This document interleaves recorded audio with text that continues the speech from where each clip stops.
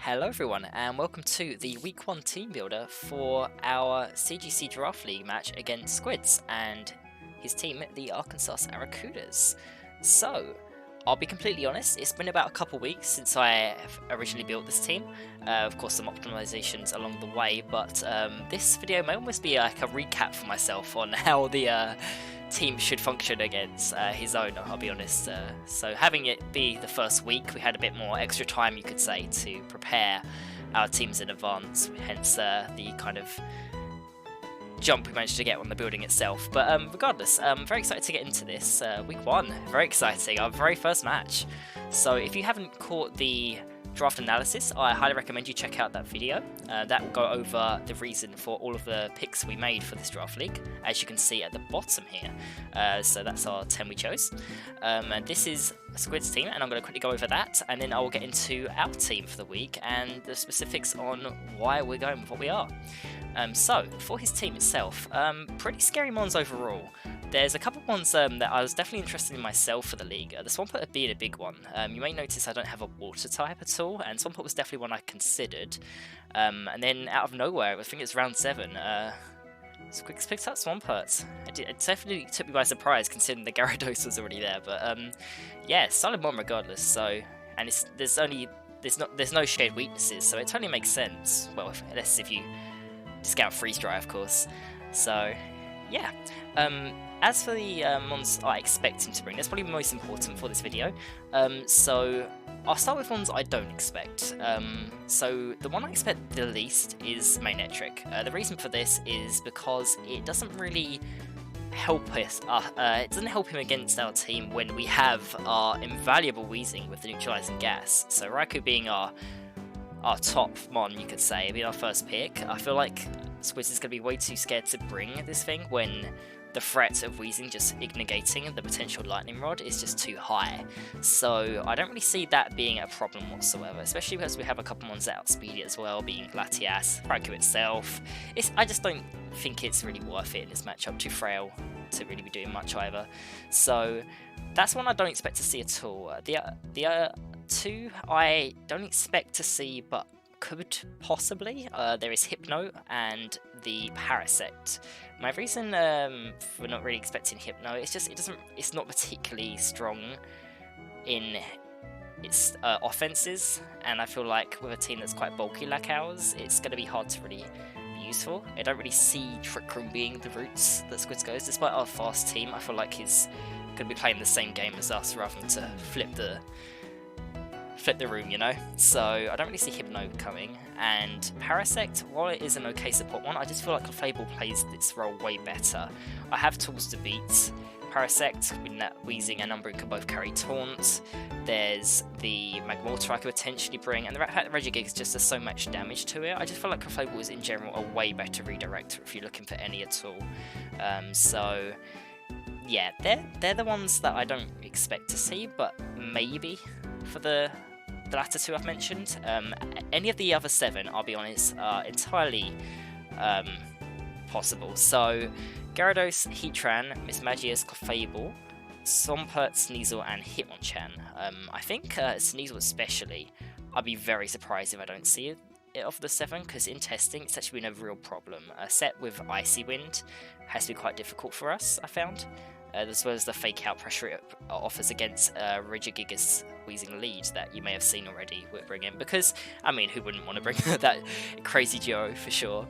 So yeah, this one could be an issue in terms of just getting the speed control and threatening a fake out turn 1, which means we can't just necessarily go offensive immediately. We have to play more defensive around it. But another thing it does also get access to is Feint, which could be scary in trying to just protect safely against those plans. So it's a very tricky one to go around. It outspeeds our Latias, which means put me off Latias a bit this week as well. There's quite a few mons that put me off Latias, so yeah, spoilers, we actually didn't bring Latias this week. The main reason really is it doesn't really do much against the Heatran, struggles to break that. There's the Clefable, which is very difficult to get around, especially when it can definitely take any hit we're trying to do and hit back way too hard with Moonblast. and like I've said, the Sneasel, it just does too much damage overall. So yeah, I say the scariest one for us, to be honest, this week is Heatran.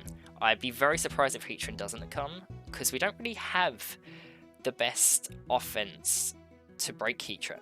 So not only has Squid's got the redirection tool and Clefable, possibly Parasect, but it also has just really good typing against us. Its weaknesses, ground, water, and fighting. Well, we don't have a water type, and our fighting and ground types are both weak to fire, being the Steelix and the Heracross, so it's kind of a scary one to get around. Now, Regigigas can carry things like Earthquake, but it's not as simple as just clicking it, because I have to worry about my own teammates as well. So it's not just a simple mon to play around for sure, and it does a lot of damage, so definitely one to watch out for. Miss Magis, I reckon, is a high chance of coming because of the fact it outspeeds Regigigas and it can carry Will-O-Wisp. So I highly expect that, and I'm definitely consider that in the team building, as you will soon see, as how we're going to get around that.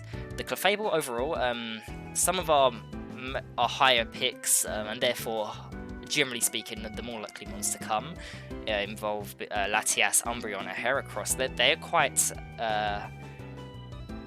I feel like Clefable is really good against our team because of the very weaknesses that we have in the higher tiers, and not only is it just, you know, a great mon as a redirector as well, it's a very scary threat, and even though it can play defensively, I wouldn't be surprised to see like a Magic Guard set this week with Life Orb and have Moonblast and Psychic maybe for the Weezing we have, and it just do a lot of damage overall as well, so it's not like I can just ignore it. It's definitely something that I have to watch out for offensively as well.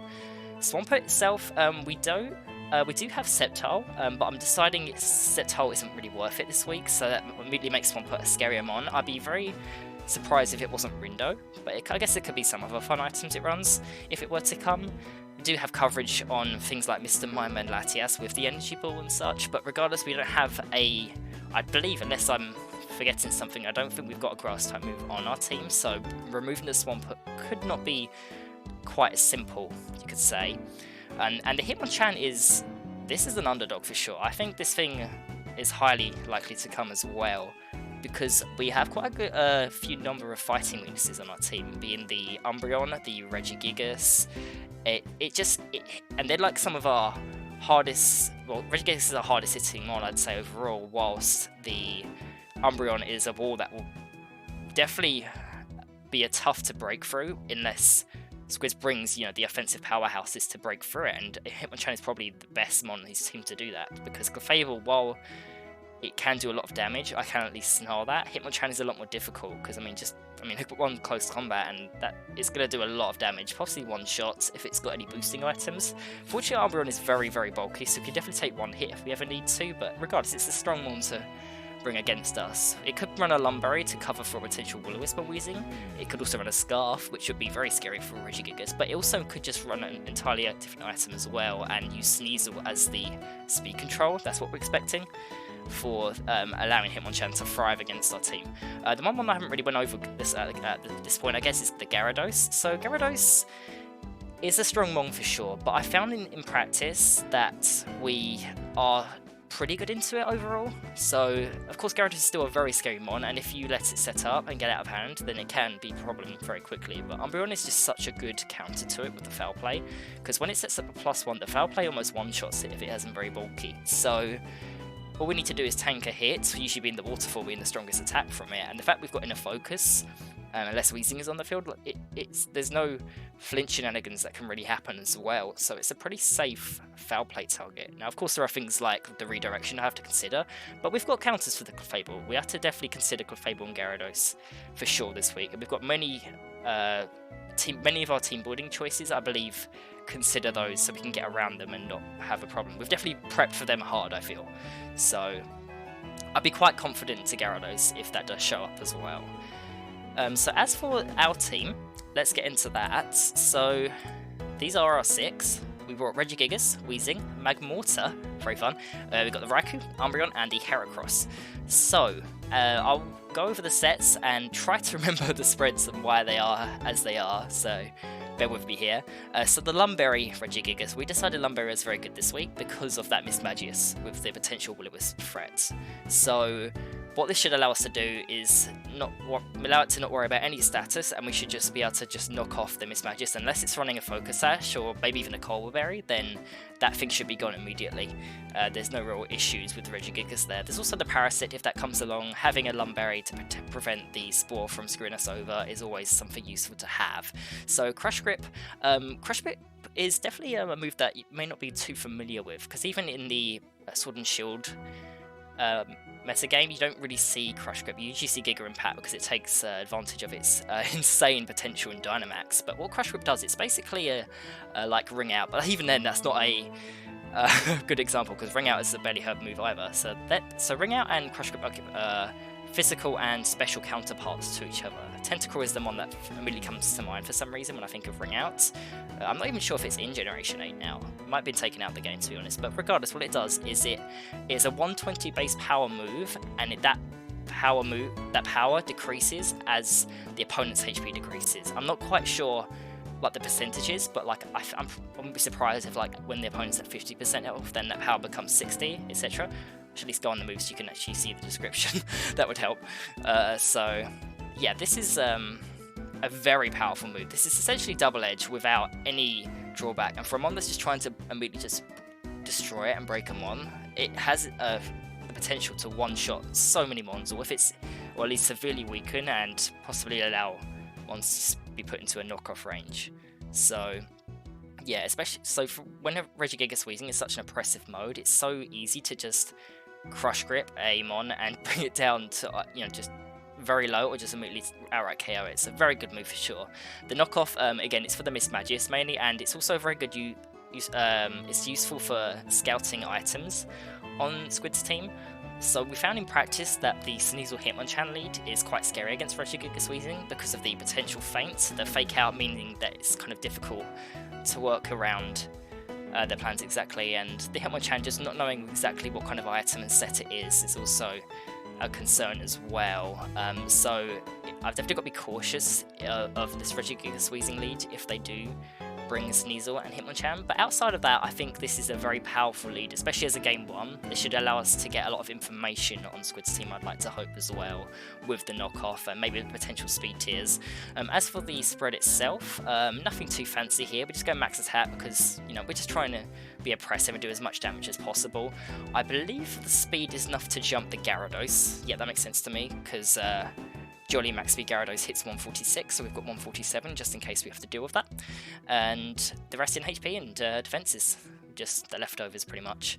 So that's Regigigas. Weezing, we have Sludge Bomb, Will-O-Wisp, Taunt, and Protect this week with the Citrus Berry. So quite a standard set, nothing too fancy going on here, but a very good set regardless. So look, many of Squid's mons are quite physically offensive, so things like the Gyarados, the Swampert, Sneasel, Hitmonchan. Sneasel, Hitmonchan especially. Weezing's going to be one of our most useful defensive tools against them, I believe. Sludge Bomb does okay damage to both of them, two-shotting Sneasel, assuming it isn't bulky.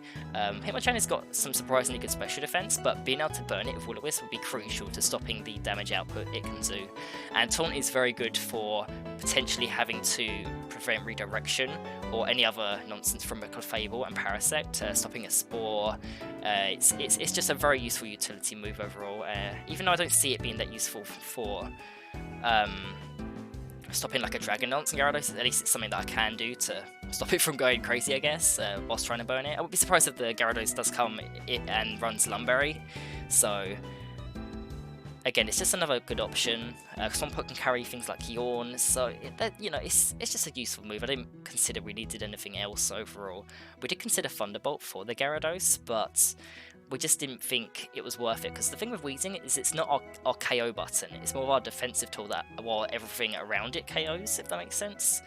So while we did test Thunderbolt at once, it wasn't even KOing Gyarados anyway. I'd rather just try and burn it, or do the most of the damage I can with like a Crush Grip and then just finish off with a Sludge Bomb, Sludge Bomb, of course, very useful into Clefable. I don't know why I would not run that, to be honest. So yeah, so the next two mons, we'll get to the spicy part of the team building, I guess, and then before getting to the kind of the bulk and backline of the team. So Magmortar here. It's funny, myself and Robert on my front office had this same similar idea before we even started discussing team building in terms of a set we could run this week, and it's just the thing with this draft league is, while of course I'm trying to win, I'm also trying to have a good time. I want this to be as fun as possible, so if I can bring a spicy set, then I'm going to do it. So the Magmortar this week is Life Orb. It allows it to do a lot of damage. Its speed tier is very useful in that it can just outspeed the Gyarados. We're also running 147 speed on the Magmortar. Now, the reason I'm running 147, allowing it to speed tie Regigigas in theory, because I don't usually like to do speed ties across the team, but with these two it's fine because the chances of myself getting Regigigas and Magmortar on the field at the same time without slow start active, so meaning that Regigigas have been on the field for 5+ turns, the chances are just very slim, so I don't really have to worry about any speed ties there. As for the set itself, so Flamethrower is the just all-around strong move, so that just does, that's just your stab move, nothing to really talk about there. Thunderbolt is one of the few fire types that gets Thunderbolt, so they've got a Gyarados, why not use it? Great stuff. Protect is just, good for positioning and protecting when you don't want to take a hit, obviously, and then Solar Beam is the fun move this week, and I have to do this in two, really, to explain the Solar Beam, because we're running a Sunny Day Raikou this week. Now, I'll be completely honest, in practice it was quite difficult to actually pull this off, but the situation here really is that I can go for Sunny Day and then click Solar Beam into the Swampert. Now if it's a bulky one with a Rinder Berry, then it may survive, but regardless, that's going to chunk the Swampert, and it gives me a good option against the Swampert for just to do huge damage with Magmortar, which Squids may not see coming.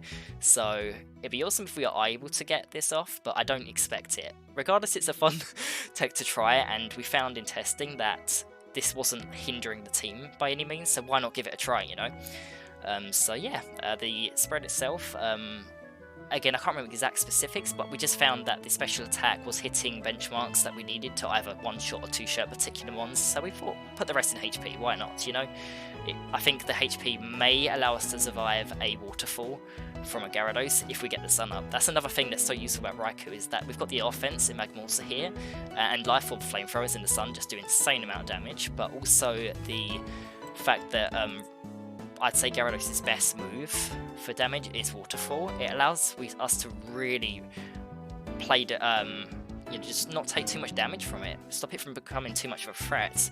Now, of course, it can run Earthquake, which is a scary move for sure, hence the Shuka Berry on Raikou. There's quite a few mons that can run ground type coverage, and ground coverage is pretty good against our team, so that's the main reason for the Shuka on Raikou this week, whether that be a Heatran's Earth Power, the Swampert going for EQ, the Gyarados for EQ like I just mentioned.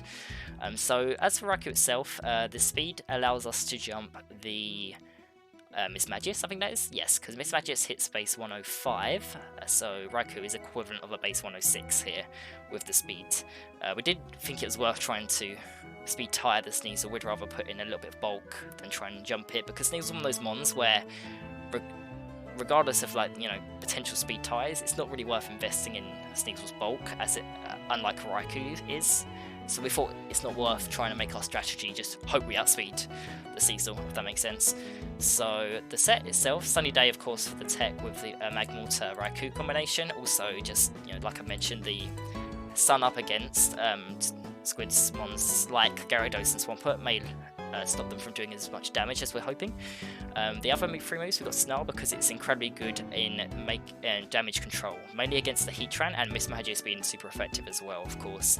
So that's nice. Volt Switch is an incredibly useful move we found in dealing with the Sneasel Hitmonchan combination that we struggled against, as well as just general good positioning, switching, just doing damage. It's not a bad move by any means, but the main reason I say Volt Switch is useful for the Hitmonchan Sneasel situation is because of a good combination I found was leading Raikou Umbreon against that, or maybe Raikou Heracross, and just going for a Volt Switch into Sneasel, because if they're going for Icy Wind, then it allows us to get around the speed drop by switching right into another mon, having Raikou around for later, but also the fact that Raikou can survive pretty much any attack from those two, and then finish Sneasel off, get around the most likely sash it's going to have with a Foul Play from Umbreon. Foul Play plus the Volt Switch we found was always getting the 2 shots that we needed. So yeah, just before we get onto Umbreon itself, I should probably talk about Discharge. Discharge is an awkward move, but we decided that it was actually better than Thunderbolt this week. Don't get me wrong, Thunderbolt is just nice guaranteed damage, but we thought having Discharge for the potential Clefable Gyarados or Parasect Gyarados combination is definitely useful to have. So, and plus, even though I don't expect it, if Manectric comes, it'll be good against that too. Gotta be scary, gotta be careful of activating a potential Lightning Rod on a Manectric if we're going for that Discharge, of course. But again, I'm not too worried about the Manectric this week, so that should be fine. I'm not sure if the Discharge is going to fully KO the Gyarados, but that, plus like maybe a Snarl afterwards, potential paralysis, like it's just a good move to have overall, we found. Admittedly, Discharge isn't the easiest thing to click with our teammates. We've got Regigigas, Weezing, and Megamortar all with Protect, and I found the most likely situation that we're going to be clicking Discharge with Raikou is when Weezing's on the field, so we often have to protect Weezing and Discharge to get it off, but overall we found it works. It works. This special attack, it hits decently hard. Again, I can't remember exact benchmarks, but it does the damage we need to, whilst also providing us with the bulk. We've put a decent amount into HP this week, which should allow it to survive some more important attacks. So things like Earthquake from Swampert, the Earth Power Heatran combined with the Shuka Berry. It allows Raikou to be healthy for a potential late game, because it often may lead, but then also come back in the late game, as I've mentioned with the whole Icy Wind situation. So we want to make sure it's able to survive for the later part of the game, rather than just be weakened too far beyond recovery, you could say. So Umbreon. Now, don't get me wrong, mons like Clefable and Hitmonchan are good, but I feel like Umbreon is just such a strong glue piece to the team that it would be silly not to bring, really. So the moveset itself, I wouldn't be surprised if the Umbreon sets I may bring each week, providing I do bring Umbreon that week, of course. Going to be quite similar.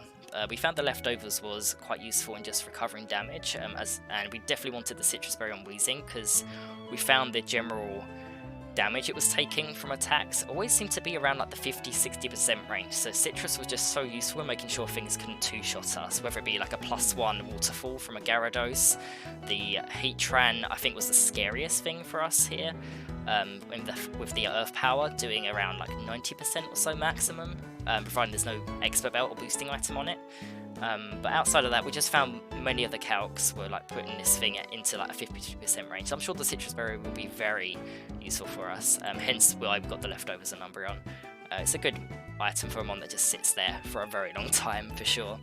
The Taunt, just like on Weezing, it's going to be useful for potentially stopping the Clefable from being able to click Follow Me, stopping him off just clicking Protect if we get into position, where we taunt it, and then pin it into a position where it doesn't want to switch, but it can't protect in that situation, so we can just do the damage we need. It's a useful move overall. Snarl is excellent against this Magius. It's also really strong against Heatran, just damage control. We've got a little bit of speed on the Umbreon, just in case the Clefable tries to jump us. Clefable being base 60 hits 80 when at level 50. Umbreon hits 85 normally. This allows us to jump a potential Clefable trying to jump us at 86, if that makes sense. So just a little creep going on there. It can be useful, especially if you're trying to get Snarl off before it does a Moonblast. And the Foul Play is just incredibly strong against mons like the Gyarados. Even the Sneasel, once I've weakened it, the Foul Play just does a lot of damage. And even to Hitmonchan, if we have to take a close combat or something, once Hitmonchan drops his defenses and we click Foul Play into it, that's probably doing at least 50%. So, not bad by any means. Moonlight is a great recovery move as well, just to make sure Umbreon can stay alive on the field. And we decided we didn't need something like Yawn this week, so yeah, that's the Umbreon. I'd say the defensive calcs were the most difficult to figure out exactly what we wanted, but overall this is what we came to. The Calm Nature is more optimal overall, with Umbreon having a higher special defense. So it's always important to try and put the nature in the higher defense if it doesn't affect any particular calcs you need. So, because I've always run a bold one with 156 defense, 100 special defense, and max HP. That's always been my go-to Umbreon. I'm not quite sure why that is, but it's always just seemed to work for me. But yeah, for this I'm looking into more specifics and what's gonna give us the most optimal spread, and just 4 HP, you know, just because that's a leftover stat. If you got investing 4 stats, then you're most likely going to be investing 5, unless you're looking at one that likes to invest in 4 stats only. I like to always call that the Gastrodon syndrome. Gastrodon and Porygon 2 are the most notable ones because of their Trick Room not wanting you to invest in the speed or their attacks, but then wanting the spreads to spread the EVs out into all 4 of the other stats, you could say.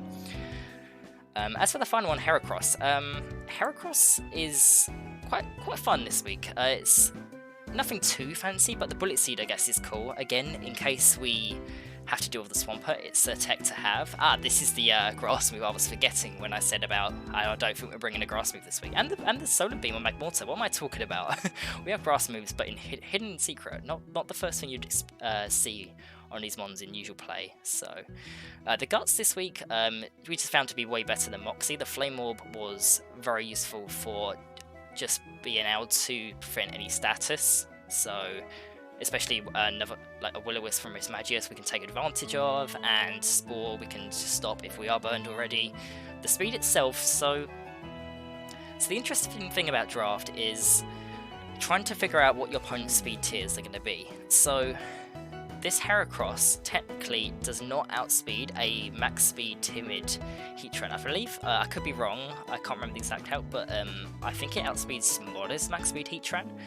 And looking at our speed tiers and Squidz, we don't expect him to go timid max speed. It just doesn't really make sense because he hasn't got a reason to. Like, our Magmortar hits 83, so it's not like Heatran's trying to jump on, like, I don't know, Breloom. That's the first one I can think of that's like in a general speed tier slightly below it. So like if I had a Breloom on my team, for example, which often runs Jolly Max speed, then the Heatran may have to go timid and, you know, hit the speed benchmark to outspeed the Breloom, if that makes sense. But we've got nothing like that on our team, and therefore I feel like it's way more valuable for the Heatran to be invested in the offense and bulk overall, make it more tanky.